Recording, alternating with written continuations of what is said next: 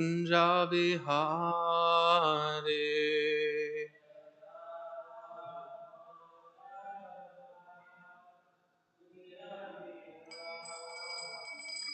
Jaya Radha Madhava Kunjavihare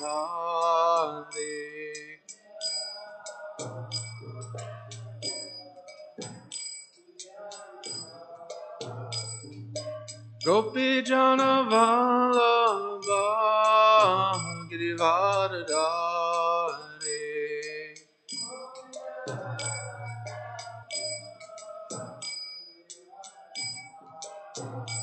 Jaya Gopi Jana Vallabha Girivardhare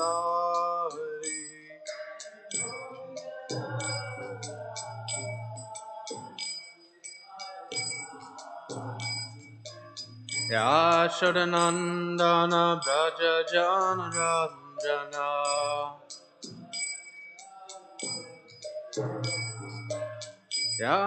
Yashodanandana Braja Jana Ranjana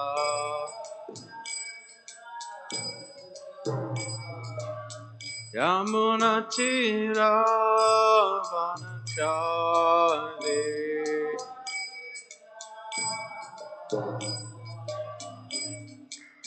Yamuna Tira Vanachari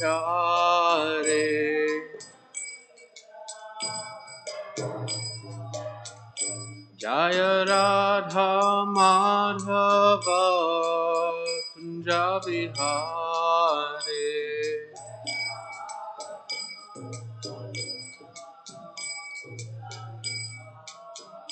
Jaya Radha Madhava Kunjavihare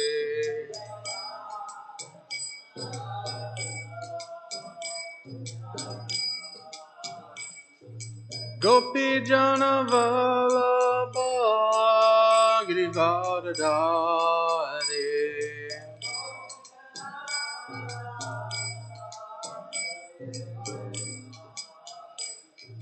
Gopi Jana Vallabha Girivardhare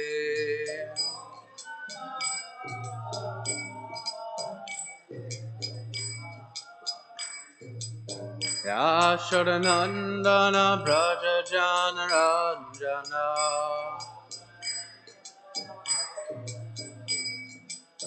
Yashodanandana Braja Jana Ranjana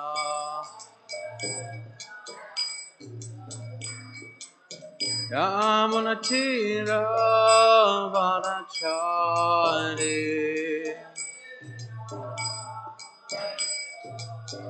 Yamunatira Vanachari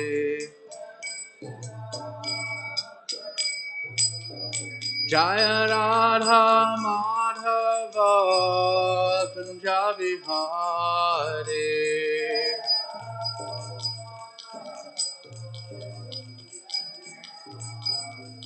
Jaya Radha Madhava Kunjavihare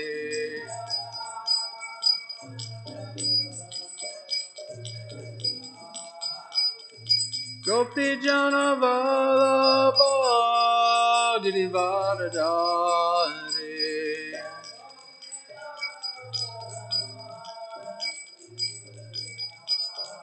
Jaya Gopi Jana Vallabha Girivardhare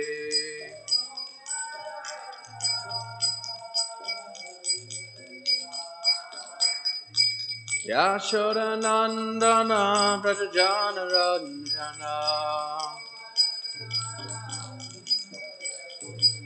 Yashodanandana Braja Jana Ranjana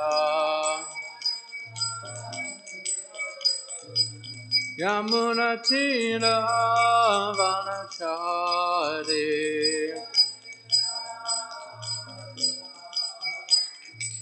Yamunatira Vanachari Hare Krishna, Krishna Krishna, Hare Hare, Hare Rama, Rama Rama, Hare Hare.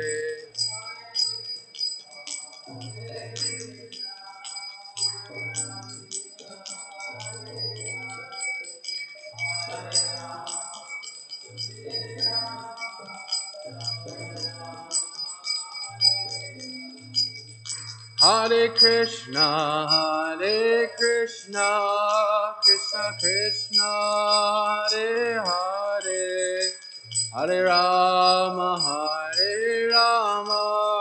Rama Rama, Hare Hare.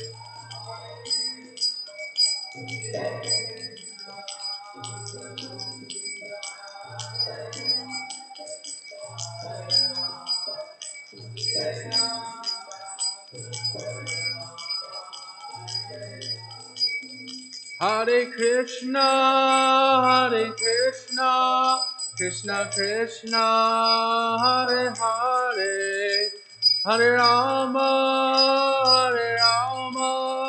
Rama Rama, Hare Hare.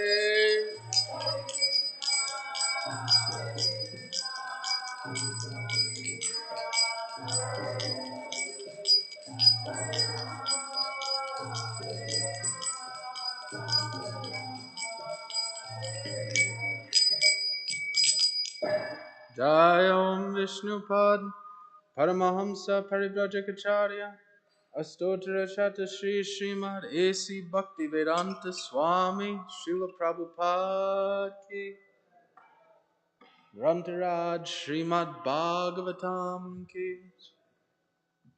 Samaveda Bhakta Vrinda Ki Jai.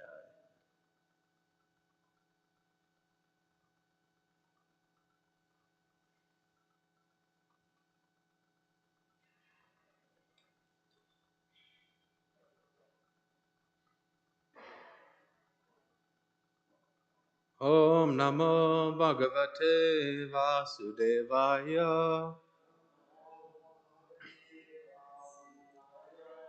Om Namo Bhagavate Vasudevaya.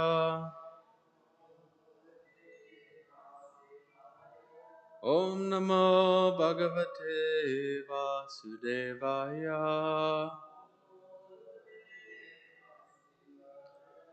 Narayanam Namaskritya Naram Chaiva Narottamam Devim Sarasatim Vyasam Tato Jayamudiraye Nasta Preshu Abhadreshu Nityam Bhagavata Sevaya Bhagavati Uttamasloka Bhaktir Bhavati Naishtaki Mukam Karoti Vachalam Pangulangayate Girim Yat Kripatamaham Vande Shri Gurun Dinatarinam Paramananda Madhavam Shri Chaitanya Ishwaram Om Ajnanatimarandasya Gananjana Shalakaya Chakshur Unmilitam Yena Tasmai Shri Gurave Namaha. Namo Vishnu Padaya Krishna Prasthaya Bhutale Srimate Ramapada Swami Dinamine. Namo Vishnu Padaya Krishna Prasthaya Bhutale Srimate Bhakti Vedanta Swami Dinamine. Namaste Saraswate Deve Gauravani Pacharine. Nirvisesha Shunyavadi Pasyata Deshatarine. Jai Shri Krishna Chaitanya Prabhu Nityananda Shri Deta Gadadhar Srivasadi Gaur Bhakti.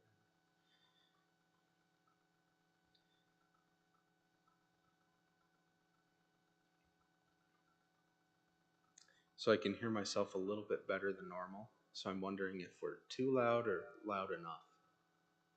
Okay. Reading from Srimad Bhagavatam, 10th canto, 71st chapter, 27th verse. We'll chant together. And then I'll read the 28th verse as well.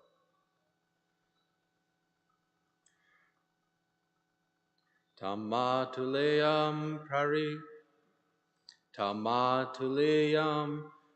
parirabhya nivrito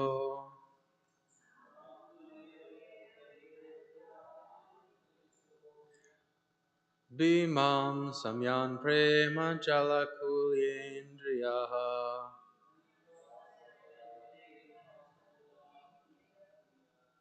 Yamao kriti cha shritam muda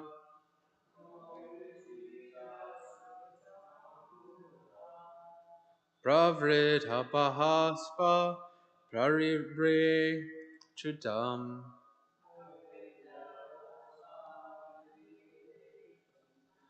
Tamatuliyam praribhya nivrito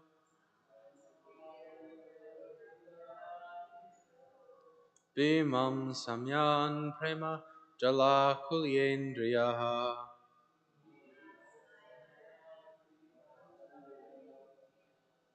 Yam yao kriti cha suritamam muda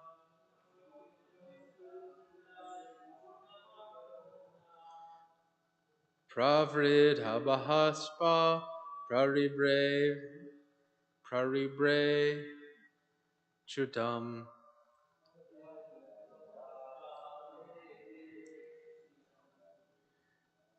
Tamatuliyam paribraya nivrito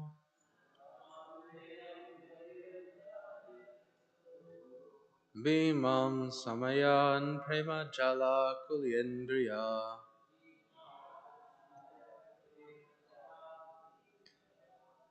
Yamao kriti cha suritam mamuda Pravridhabhaspa prarirebire chutam.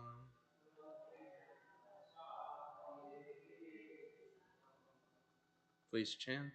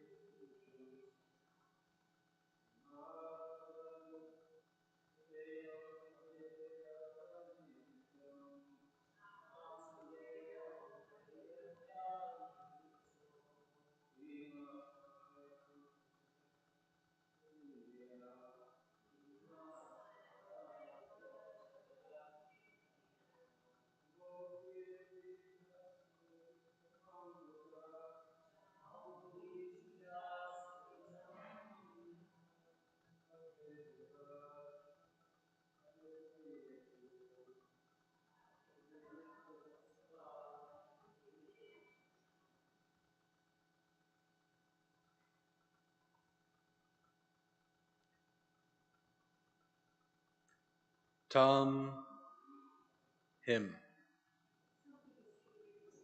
Oh.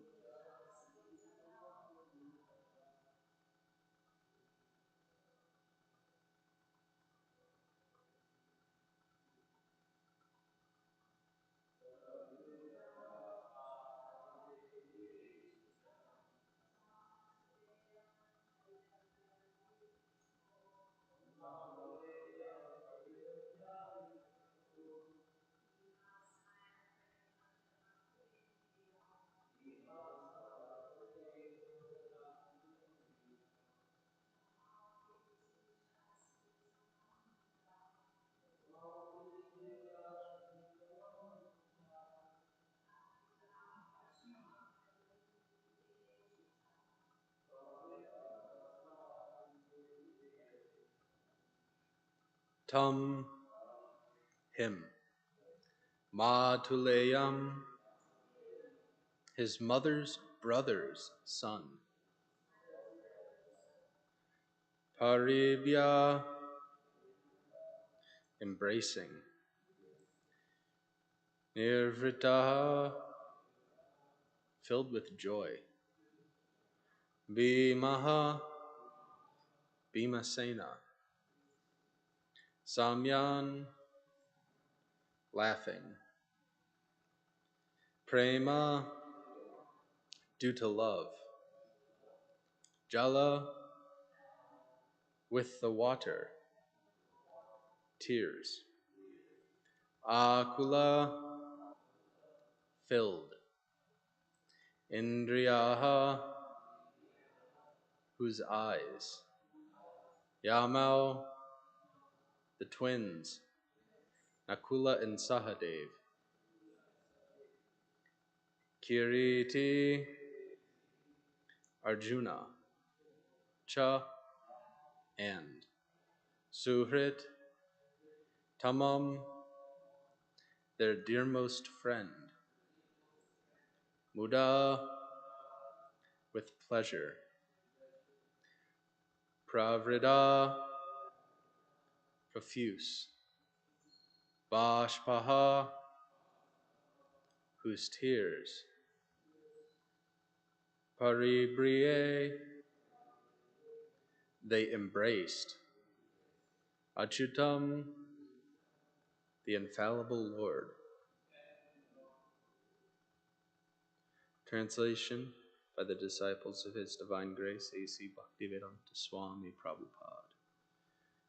Then Bhima, his eyes brimming with tears, laughed with joy as he embraced the maternal cousin, Krishna. Arjuna and the twins, Nakula and Sahadev, also joyfully embraced their dearmost friend, the infallible Lord, and they cried profusely. And text 28. After Arjuna had embraced him once more, and Nakula and Sahadev had offered him their obeisances, Lord Krishna bowed down to the brahmanas and elders present, thus properly honoring the respectable members of the Kuru, Srinjaya, and Kaya clans. Purport. Srila Sridhar Swami mentions that since Arjuna was considered Lord Krishna's social equal, when Arjuna tried to bow down to him, Lord Krishna held Arjuna by the arms so that he could only embrace him. The twins, however, being junior cousins, bowed down and grasped Krishna's feet.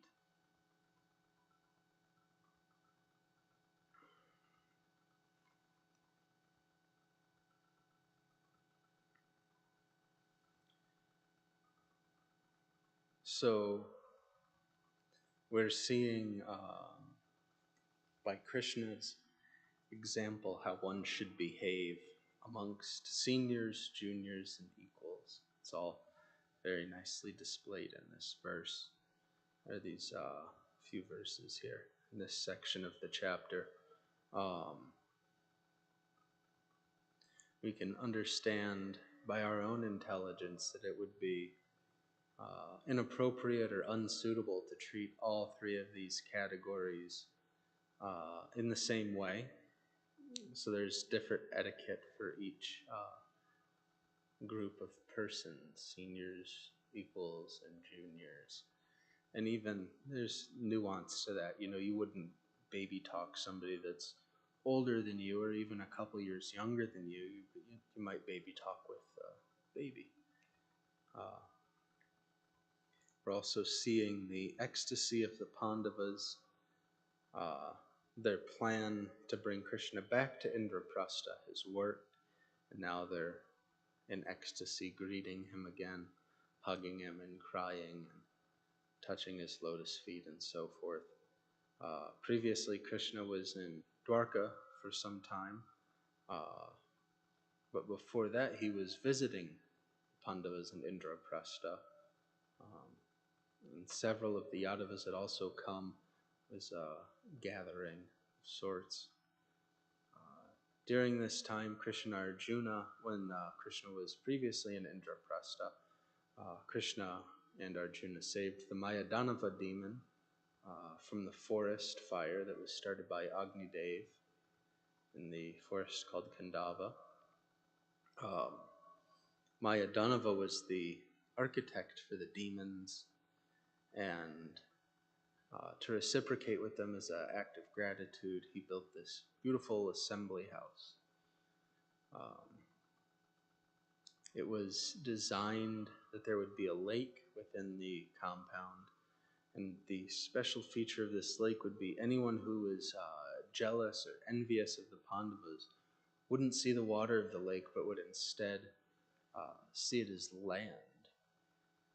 So later on, Duryodhana actually enters this assembly, and because he's so envious of the Pandavas, he didn't see the body of water, but instead he saw it as land and fell into it. And this was more or less the straw that broke the camel's back, and was the catalyst for the war against the Pandavas.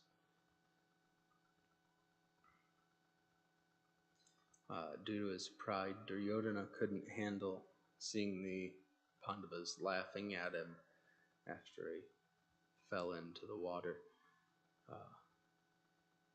That's a humor that we can all understand, is watching people falling into bodies of water that they don't realize they're about to fall into. So he became very angry, as one does when they get laughed at, and this more or less incited the whole Kurukshetra war. Narada Muni was also in the assembly hall at that time, and at this time Pandu was encouraging Yudhishthira to perform the Rajasuya sacrifice. So this is just a little bit of background and some extra details. Narada Muni encourages this Rajasuya sacrifice because to perform the Rajasuya sacrifice, the most prominent person in the assembly is worshipped first. So Narada Muni, being a preacher, his mood is, okay, let's do this thing so we can glorify Krishna in front of everybody.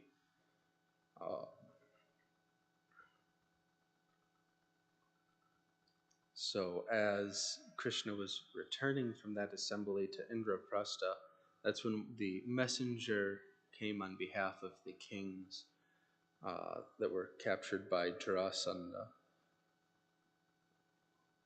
and delivered the message that the kings would like to take shelter of Krishna.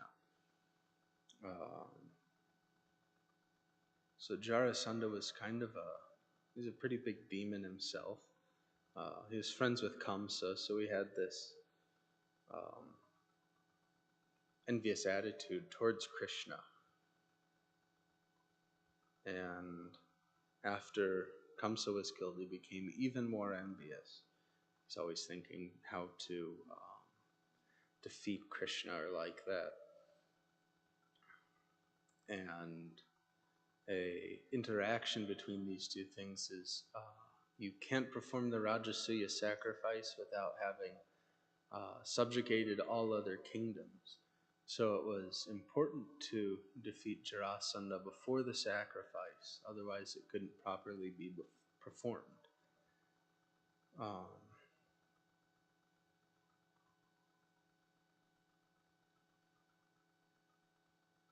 So that is why in the previous chapter we were hearing of the plot, not just to give shelter to the kings, but to defeat Jarasandha, to kill him because he deserves it, one, and two,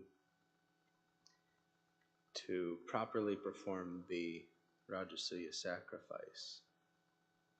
And while they're discussing how to go about this, that's when Narada Muni appears.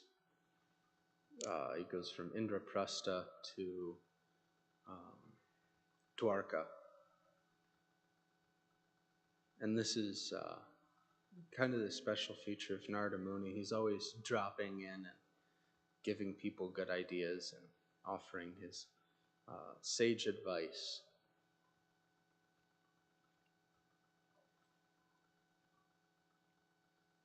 So it's interesting to note that even during Krishna's manifest pastimes, not everybody knew that Krishna was the Supreme Personality of Godhead. Only a few of his intimate associates knew his actual position. Even the gopis and gopas in Vrindavan didn't necessarily know or understand or even care about this position, though.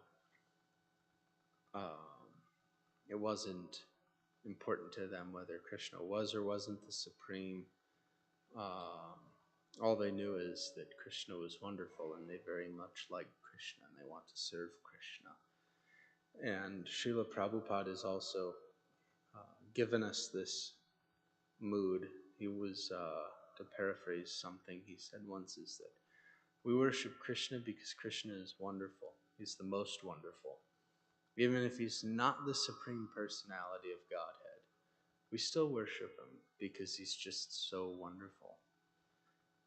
But we have scriptural evidences that support the idea or support the truth that Krishna is the Supreme Personality of Godhead. In the Srimad Bhagavatam itself, Krishnastu Bhagavan Swayam. We have so many other evidences and proofs that Krishna is the Supreme. But our acharyas don't necessarily wrap us up into this kind of Aishwarya Bhav, this awe and reverence. But we're very fortunate to be worshiping the Supreme Personality of Godhead, and not just to be doing that because lots of people are worshiping the Supreme Personality of Godhead. But of all the people that are worshiping or trying to worship or wanting to worship the Supreme Personality of Godhead, very few of them know anything or know very much about him. They might even have some misconceptions. There's this idea within the Christians that God's an old man in the sky with a big beard, and he looks old because he is old, and he's jealous and vengeful and spiteful and all of these things. It was never, to me at least, it wasn't a terribly attractive concept.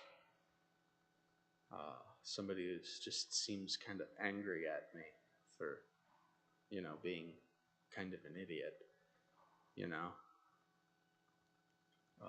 So we understand who Krishna is and how Krishna is and how he actually thinks and behaves and feels about us, that he, isn't necessarily angry at us, but he misses us very deeply, and he wants us to return. That's a much nicer, more palatable image of God to me, and that he's not, this old wrinkled man with a long white beard, but he's actually the most beautiful person, because why wouldn't God have, why wouldn't God be the most beautiful person? Why wouldn't he be the possessor of all beauty if he is the origin of beauty?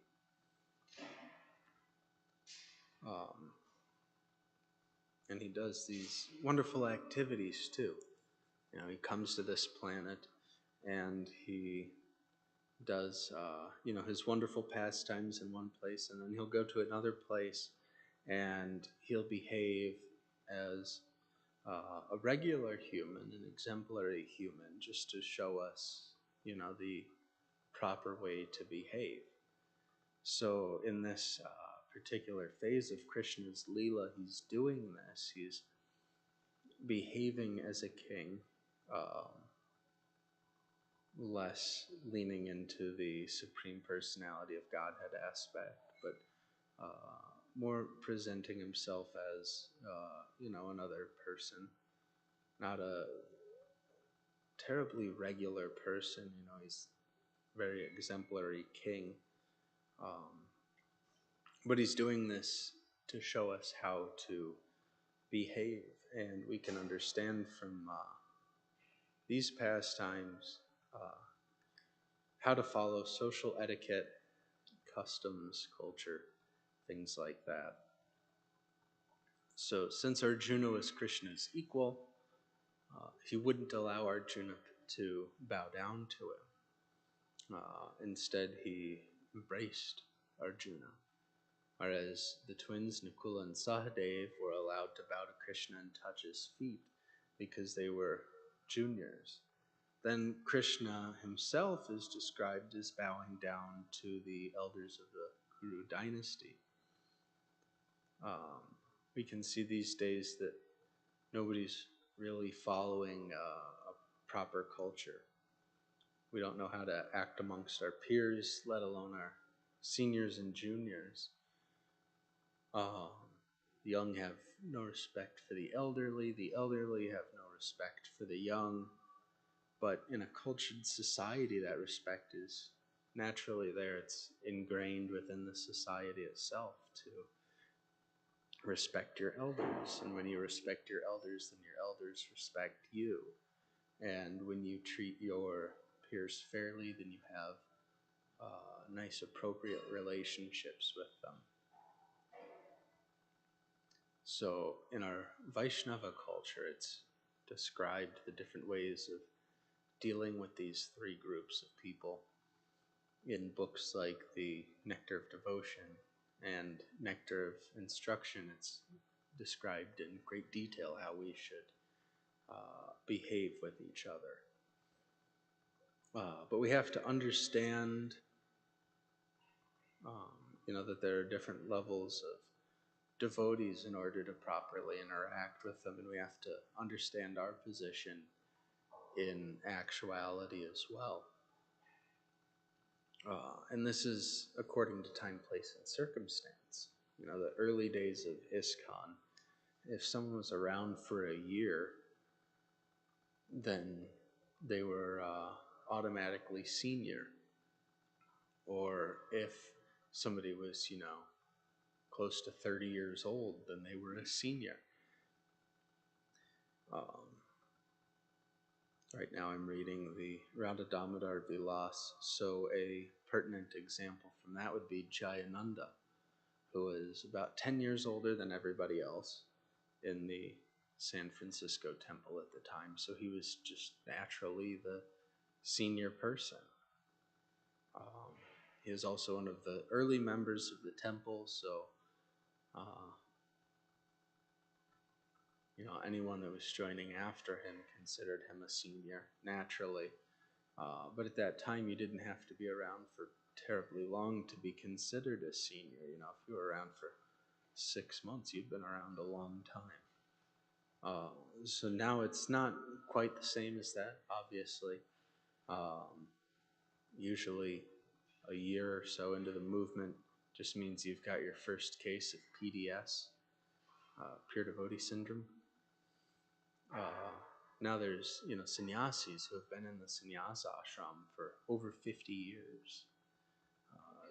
His Holiness Jayapataka Swami's been in the sannyasa ashram for 53, I think 54 years this year. And Trivikram Maharaj has been in the sannyasa ashram for 50 years. I think 50 years this year, 51. These are two of the longest standing sannyasis, not just in the Gaudiya Sampradaya, but in the world.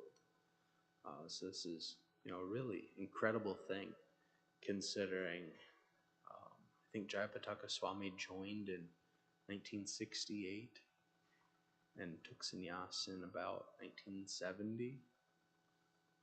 And he is obviously very young when he did so. So it's really amazing to see what's become of this movement now. So we should know, having such a breadth of seniority in the movement, we should know um, what it means to interact with a senior and give proper respect.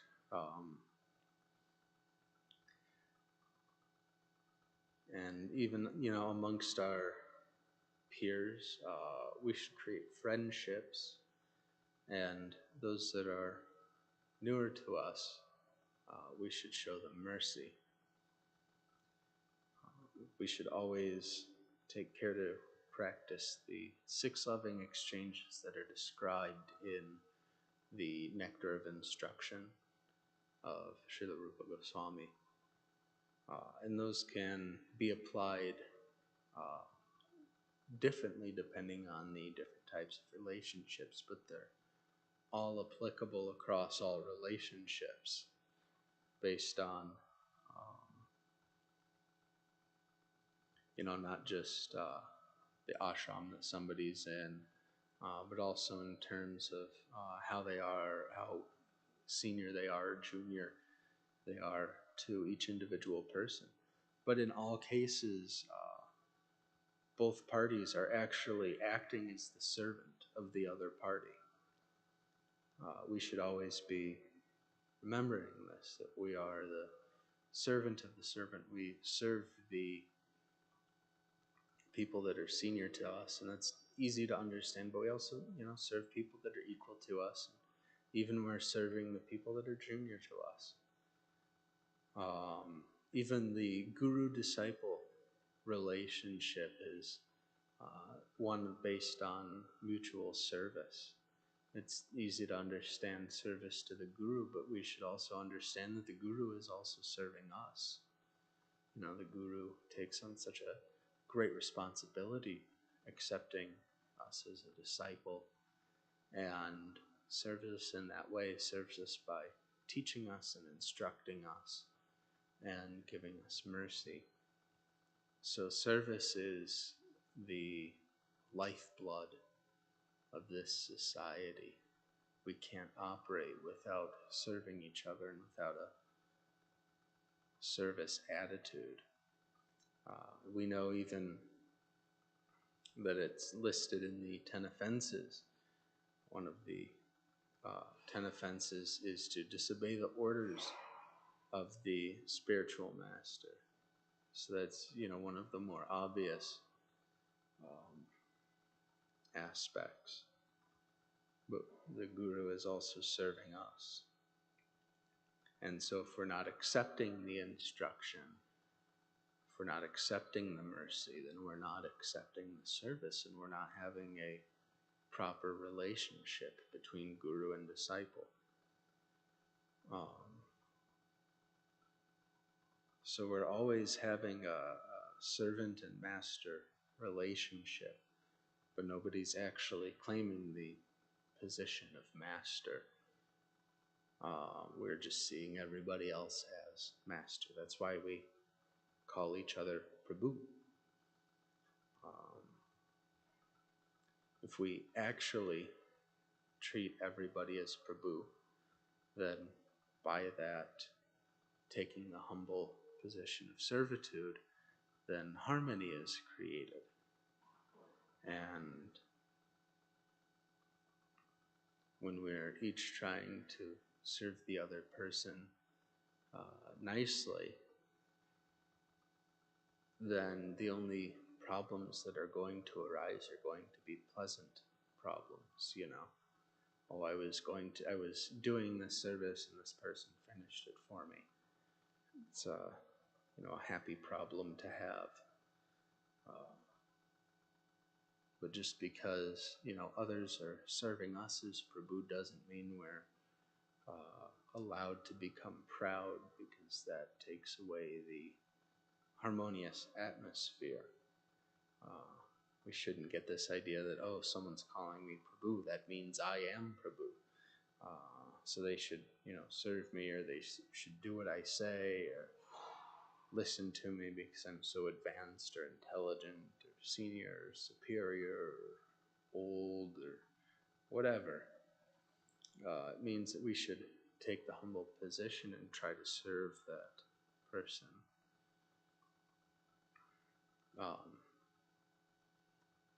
I remember asking Radhanath Swami a question in Houston if he was willing to do a book signing, because I'd had several people ask me if he would be signing books. And he just folded his hands and said, "I'm your servant." This is one of the most prominent devotees, not just in the movement, but in the entire world. And his response isn't yes, no, or maybe. It's, "I'm your servant." This is the proper attitude that we should all be having amongst each other. And we should also be careful not to weaponize this service attitude. We shouldn't weaponize the word Prabhu. We should always be using it and be thinking with the mindset that I'm calling this person Prabhu because I'm trying to serve them.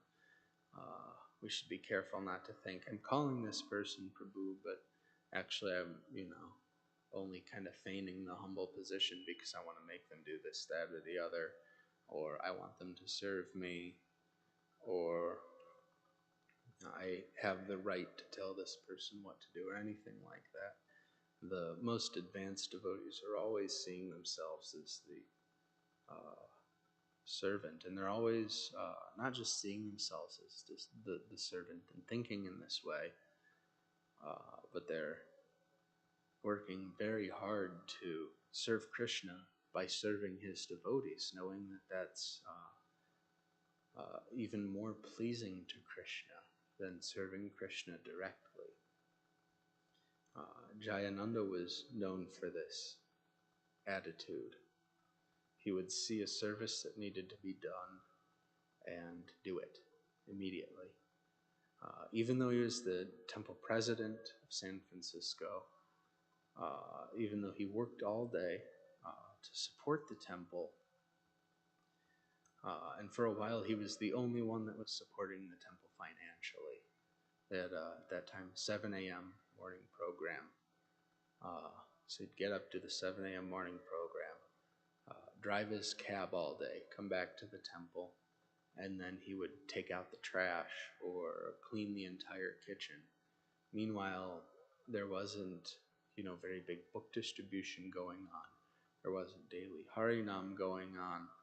There wasn't very much going on. There were people living in the temple, but they didn't have jobs. They weren't going out every single day.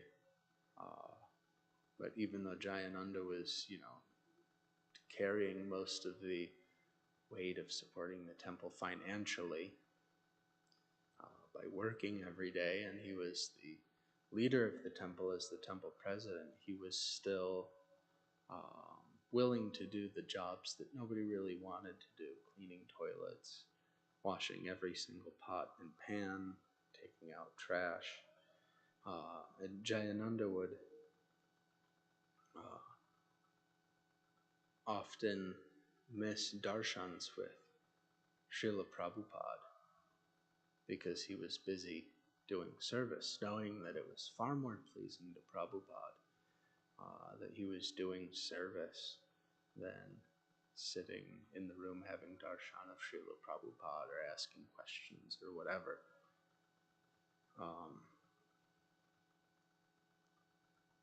So this is, exemplary as a mood for devotees, that we should always be trying to serve each other. That's why Srila Prabhupada said he is the first saint of ISKCON. He had this completely perfected mood of always trying to be the servant. When the first traveling Sankirtan party started, he asked Prabhupada if he could leave his position as the temple president so that he could drive the van, because he was the most qualified person to drive the van. He, was a taxi cab driver, so he drove for a living, but he also knew how to repair the van. Nobody else was, had that particular skill set that he did. So he saw more practically, instead of having the position of the temple president, he could do more service and be more effective and please Prabhupada more. Just as the van driver, he wasn't planning on taking a leadership position. That was Tamal Krishna Goswami's role. He was the organizer for Sankirtan party. And Jayananda decided that he wanted to be the driver. So Prabhupada was amicable to the idea, and that's how the first Sankirtan party started.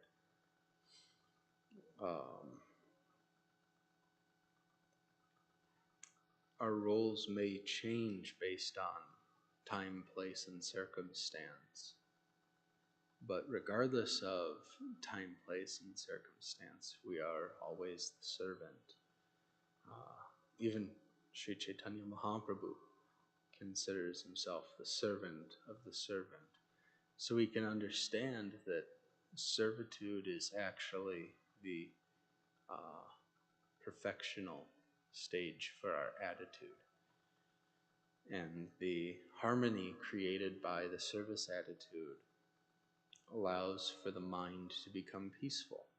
And when the mind becomes peaceful, then we can nicely start focusing on self-realization.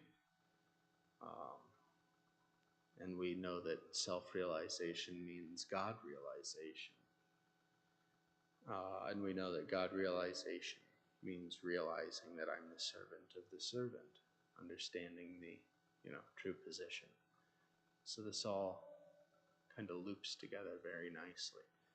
We can see in the world that there's so many people who are so caught up in the material rat race.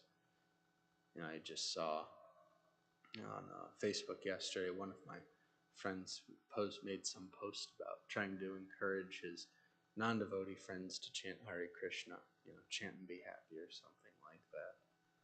And somebody had commented, well, I don't know about that, but I know I'll be happy when I have $10,000 in the bank, my truck is fixed, and my house is paid off. And, to me that raises the question, would you really be happy? Are you sure?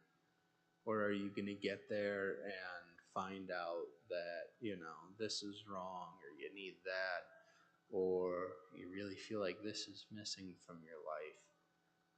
If we keep making our happiness dependent on the material is always changing, the material is always degrading, and there's no guarantee that there's no guarantee that anything material is ever going to work out. Millionaires and billionaires can have depression as well.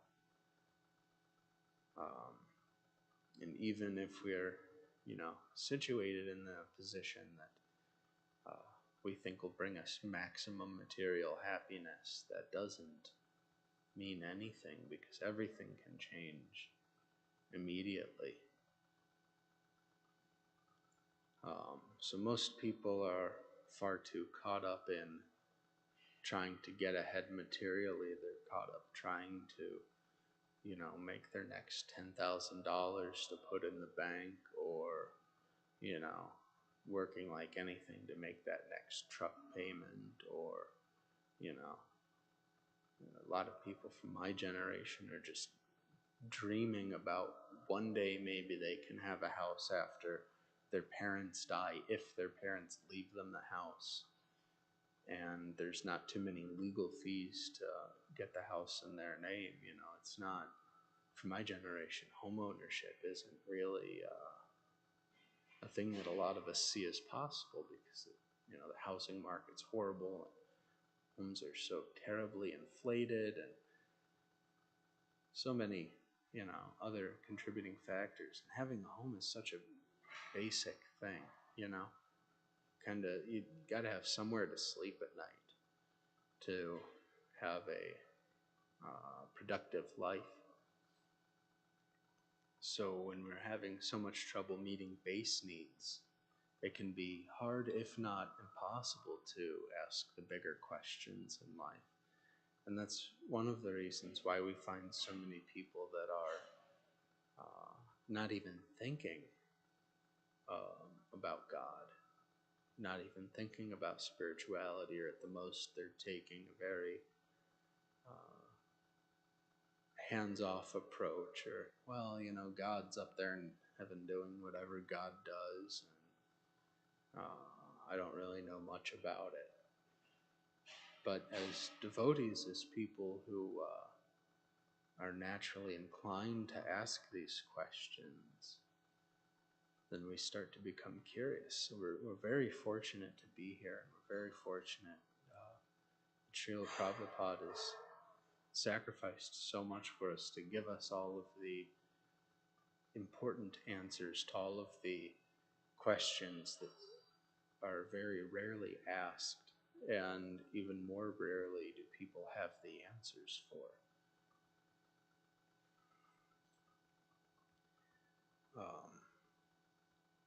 So by understanding this little aspect, that service attitude creates harmony, and the harmony allows us to have a peaceful mind and focus on self-realization. We're able to make so much more advancement.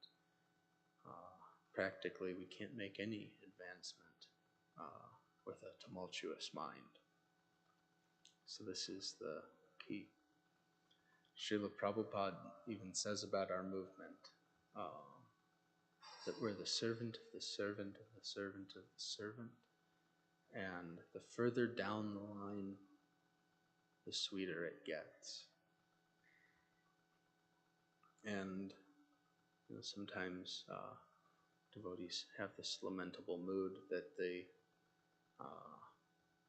took birth after Srila Prabhupada's manifest pastimes, or they weren't able to participate, or whatever reason they weren't able to participate in ISKCON during Prabhupada's presence, or take initiation, or whatever. There's some people that really take that to an extreme, but we can understand that we're actually very fortunate to be Srila Prabhupada's grand disciples as well. Prabhupada very nicely said about his Guru Maharaj that he is so merciful, and that the grandfather is always more merciful than the father. So he's telling his disciples just how fortunate they are to be getting the mercy of Srila Bhaktisiddhanta Saraswati Thakur. So how fortunate are we as Prabhupada's grand disciples, as his grandchildren, to be getting his mercy.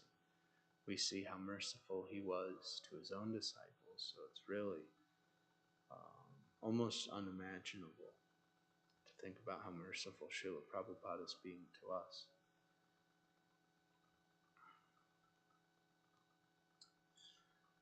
So we can understand that if respecting elders, befriending equals, and being merciful to juniors, and being the servant of the servant is good enough for Krishna, then it's also good enough for us. If we can't accept this, and we have some misgiving, and by thinking that we're somehow better than the position of servant, or that we are deserving of everybody's respect regardless of our position or theirs, then we're actually thinking ourselves to be better than Krishna. So this is our greatest fortune, is to be the servant of the servant.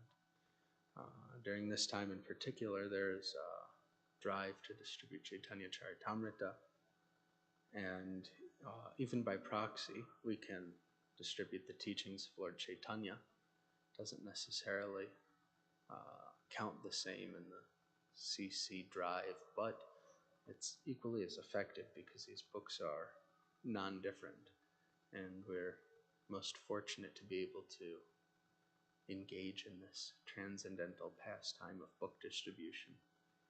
So that's my seamlessly woven in plug for the CC Marathon, and also the end of all of my commentary. So if anyone has any questions, comments, concerns, complaints, criticisms, or critiques, then we'll hear those.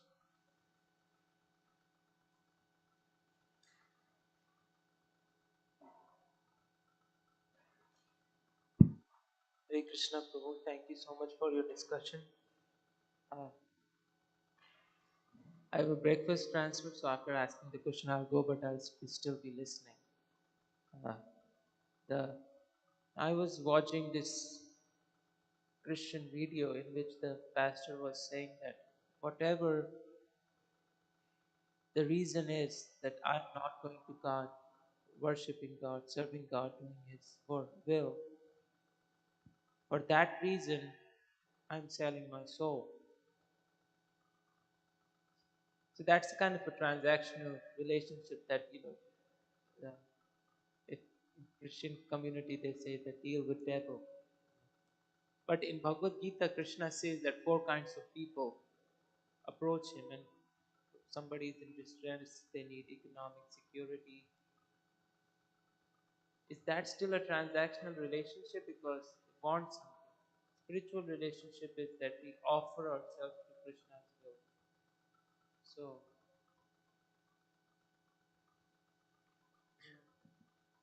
So within Christian philosophy, they're divided into, they're divided into so many different ways of thinking and very fragmented and fractured. But on this topic, there's two main thought groups. The first is that faith without works is dead. Another means you have to do something about your salvation. And the other is that just by profession alone, or by claiming or saying that you have faith in Jesus, that you're saved by that. But our our conception doesn't particularly line up with either of those. In the Shikshastakam, Mahaprabhu says, Nadanamna Janamna Sundarim Kavitam Va Jagarisha Kamaye Mama Janmani Janmani Shari Bhavatad Bhaktira Hoitiki Toi. That there's no desire for these three material things that are listed in Nadanamna Janamna Sundarim. He says, Mama Janmani Janmani Ishari, that life after life, Bhavatad Bhaktira Hoitiki Toi. I just want your unending devotional service. So it's not, for us, it's not a transaction, because it doesn't matter what Krishna gives us in return. Krishna could, because of our service, reciprocate nicely. He could give us a very nice position, adoration and worship, followers and money and all of these things. Just look at the position that Srila Prabhupada was in before coming to America and before leaving his body. Two very different circumstances. When he came to America, he had nothing. The rupees that he had in his pocket when he came, he had when he returned to India in 1967, and he used it to get a cab because there was no way to exchange his Indian rupees into American currency. He had nothing. And by the time he was preparing to leave this planet, I think 1975, the Radha Damodar Party rented out an entire Boeing 747. I did some loose math on this one day. It was easily $100,000 of the time period's money, which is, you know, significantly more today due to inflation. So, you know, you figure maybe $100, $150, $200,000 just from the Radha Damodar party to rent a huge airplane to fly all of the devotees to India for the Mayapur Vrindavan festival. And that's not including all of the temples. The Radha Damodar party was very prolific in their book distribution and their fundraising, but you know, you think what each individual temple was doing in terms of bringing in Lakshmi and distributing books, and you know, however much money Prabhupada wanted or needed, he could get it from his disciples without difficulty by 1977. Money was not an issue for ISKCON in 1977. So whatever the position is, whatever the reciprocation is, we don't really mind. There's this whole sect of Christianity called the prosperity gospel, where, you know, if you just say you're a Christian, then God will make you rich, is what it boils down to. And there's lots of the misconception that a relationship with God is or should be or could be transactional. But our understanding is whatever Krishna does to us. Also in the Shikshastaka, Mahaprabhu says, you know, however you handle me, if you know, handle me roughly by your embrace, or if I don't see you, I'm still your servant. So we don't care what Krishna reciprocates to us. We just want to serve Krishna because he is so wonderful. So hopefully that answered Vibhu's question. Well, thanks for the class, Prabhu. I want to respond to that, what you said. It's okay, I always want to see Krishna personally, you know, up close and personal, you know. There's nothing wrong with that. The devotees, I want to serve Krishna. I want to spend time with him. I want to see him, you know, personally. But my question is, what was the purpose of the Raja Suya sacrifice? To glorify Krishna.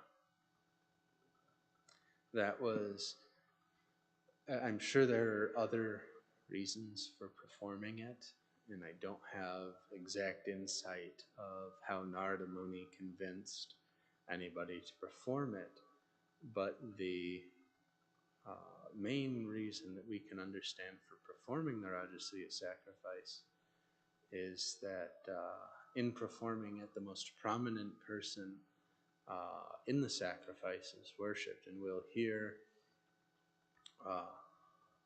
later, I believe it's described that there's some discussion of who should be worshipped, because Lord Brahma's there, Lord Shiva's there, all these great personalities are there. And finally somebody says, well, we should worship Krishna. Everybody goes, oh yeah, we should definitely worship Krishna, because he's, you know, he's Krishna. So that was Narada Muni's motive for encouraging the others to perform the sacrifice, so that Krishna could be glorified. He's, you know, he's a pure devotee and he's a preacher, so what else does he want to do but glorify Krishna? And this is just another way.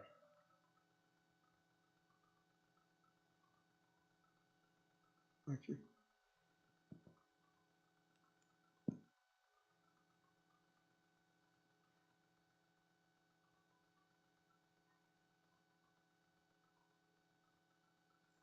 The other detail of the Rajasuya sacrifice, if 100 are performed by a particular king, then that personality gets the post of Indra.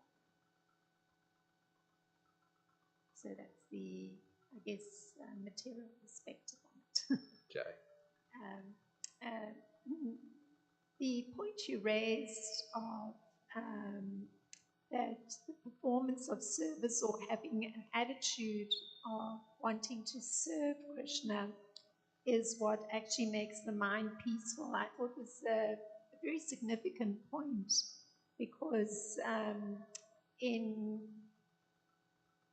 other yogic traditions, there's concern with like application of something physiological like a cream to marma points, etc., to allow the mind to come to a more balanced state. So it's quite extraordinary that just focusing the mind that way in service to Krishna, that's what actually brings about a kind of peaceful mood to engage in one's practices. So I thought that was a very nice point. There are certainly other ways of going about it, and there's even things that we can use as an accessory to cultivating a peaceful mind.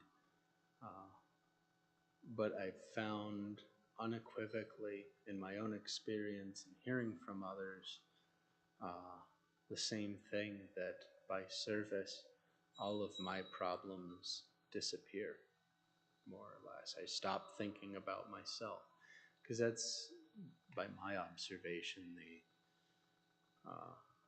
cause of all of my problems is my me-centeredness.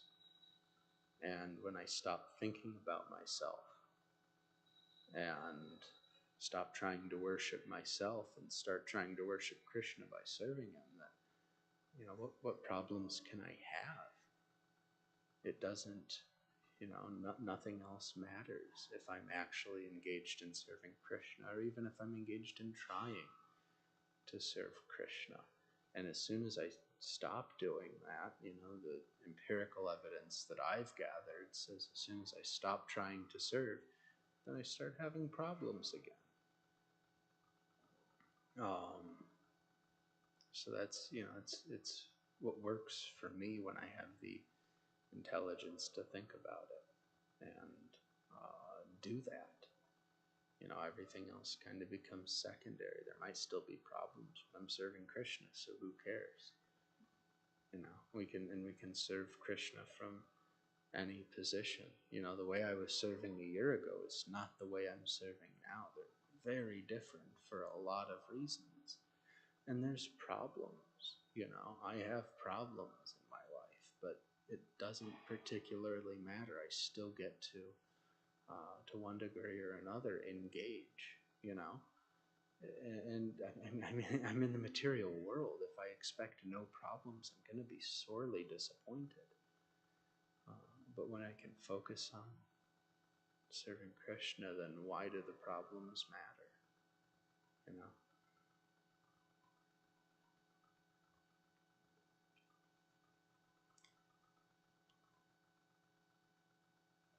Anyone else?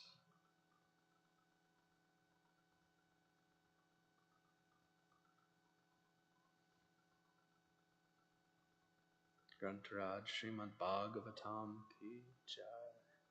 Samaveda Bhakta Vrinda ki jai.